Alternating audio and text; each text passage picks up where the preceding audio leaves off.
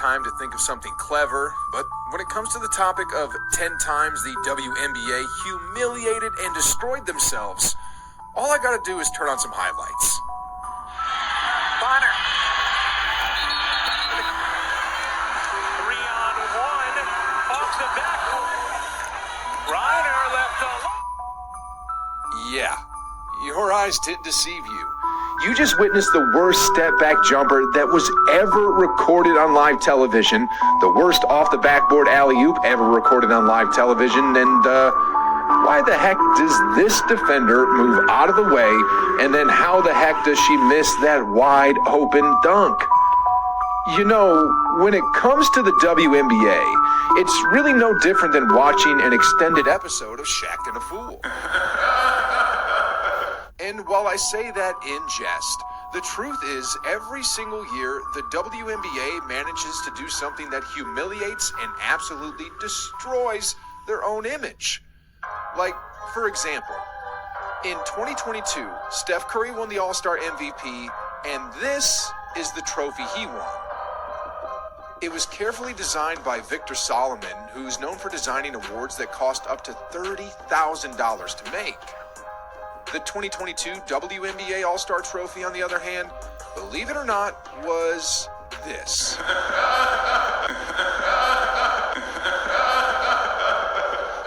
I'm not kidding about this, guys. You literally cannot make this kind of stuff up. The 2022 WNBA All-Star Trophy looks no different than this little tin canister I found on Google that sells for $17.95. Ladies and gentlemen, this is no award. This is a joke. In fact, the internet blew up after that, with many people saying that is a small trophy. Actually, it's not even a small trophy. It's a tiny trophy. It's a trophy so tiny that you wouldn't even give it to high school athletes. That's barely a Little League trophy. You know, it was so bad that even her teammates and fellow WNBA players were mocking her and the award. If you thought this was bad, though, wait until you see this next one. So, this is the Warriors 2022 Championship Parade. As you can see, the streets are packed with people, the confetti's falling, and hundreds of thousands of fans gathered to celebrate all the hard work and tribulations that these Warriors went through. But, the WNBA, on the other hand, looked like this.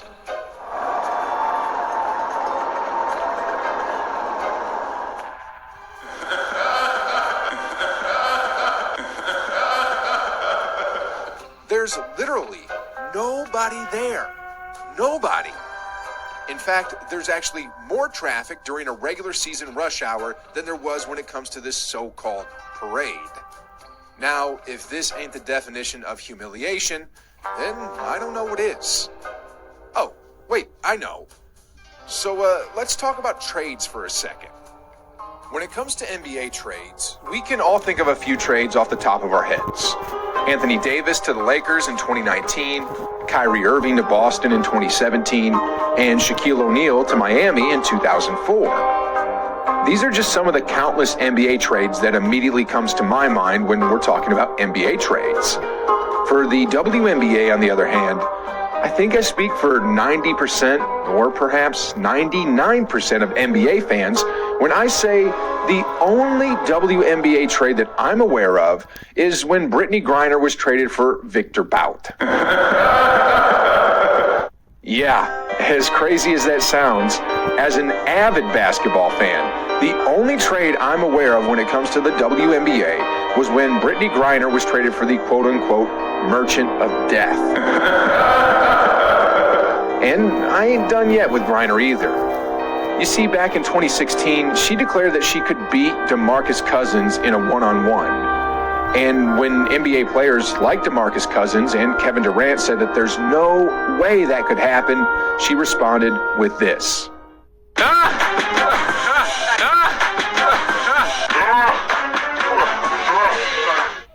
Holy camole, guys. That's about as bad as the Kawhi laugh. Anyway, Brittany Griner's head coach for the 2016 Olympics was asked to chime in with his thoughts on who would win in a one-on-one match, Griner or Cousins? He responded, I'm going to go to the ATM, and I'm going to sell my house, and I'm going to put all my money on DeMarcus Cousins. And the truth is, he has really good reasons to say what he said because, look, when you go online and type in who's the GOAT of the WNBA, Diana Taurasi's name comes up immediately. Well, in the 2021 WNBA Finals, when there was just 1 minute 44 seconds left on the game clock, and the score was tied 72-72, she missed a wide open layup. This is supposed to be the GOAT of the WNBA, blowing a wide open layup in the clutch moments of the finals in what's supposed to be the most competitive league in the world. Yeah. In 2018, a WNBA player actually called the WNBA the most competitive league in the world.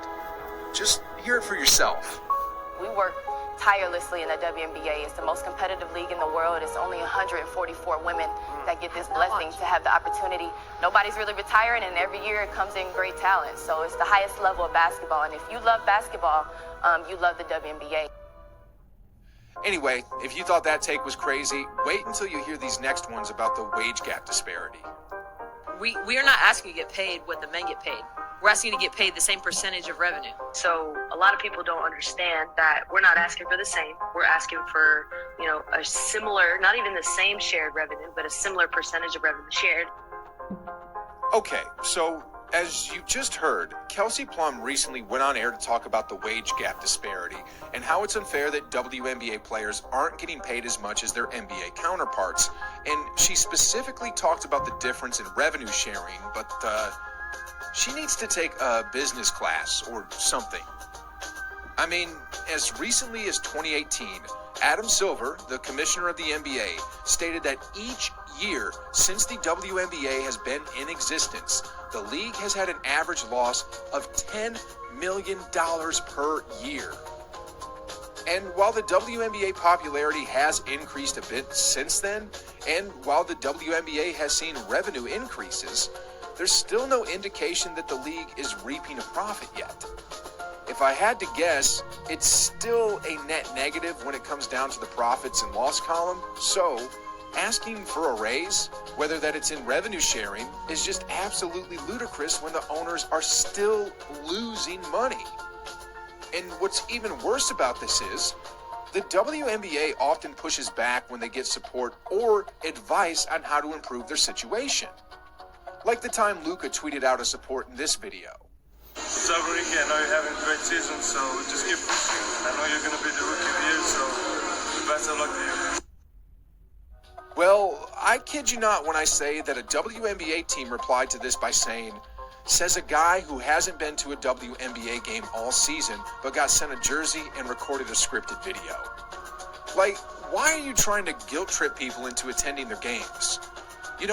Whether it's scripted or not, one of the most marketable players in the NBA voiced out support for your league, and you're just going to blast him like that? And it didn't stop there either.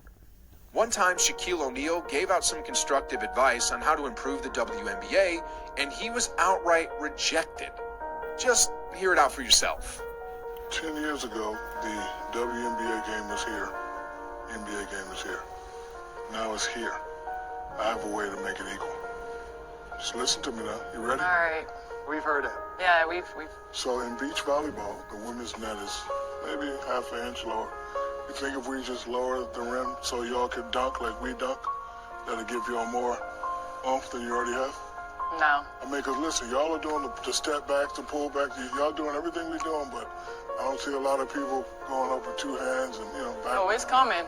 Opportunities are. So you don't think if we just drop it to 9, 10 Nah. and a half? I guarantee. Layla, she's in the dance, but my next child will be drop step dunking.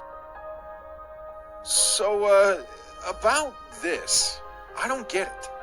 The WNBA three-point line is a bit shorter than the NBA three-point line. The WNBA ball is a bit smaller than the NBA ball.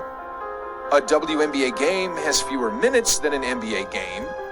But when it comes to another idea that could potentially increase the value and excitement of WNBA games, why would they just shut it down like that? I mean, if the rim was just a bit shorter, this would have turned into an actual highlight instead of a joke. It's no wonder why you have some people commenting, "I'm so mad, I had 2 WNBA tickets in my car, and today someone broke into my car, and now there are 4 WNBA tickets." Like, if there were more dunks and more excitement to the game and brand, then maybe people like this guy wouldn't be clowning around and sleeping at games. All jokes aside, guys, this video was just a jest of the WNBA. I personally believe that the potential is there to make the league great. Not NBA great, but at least to levels similar to other widely recognized female athletic competition. I mean, look at Naomi Osaka in tennis, Ronda Rousey in UFC, Eileen Gu in skiing. The first things they gotta do, though, is stop complaining about pay, figure out how to create more buzz to their league, and most importantly of all, stop handing out small little tin canisters as trophies.